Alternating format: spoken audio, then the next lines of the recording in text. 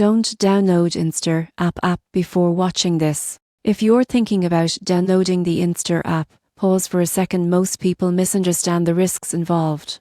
Invesdor positions itself as a crowdfunding platform for startups and growth companies, but the surprising truth is that investing in early-stage businesses carries high risk and potential illiquidity that many investors overlook. Invesdor lets you invest directly in startups, often with low minimums, which is appealing if you want to support innovative businesses. For example, you might invest in a tech startup raising capital to expand operations, with the promise of high returns if the company succeeds. Here's the catch: startup investing is risky. Statistics show that around 90% of startups fail or underperform, which means you could lose a significant portion, or even all of your investment.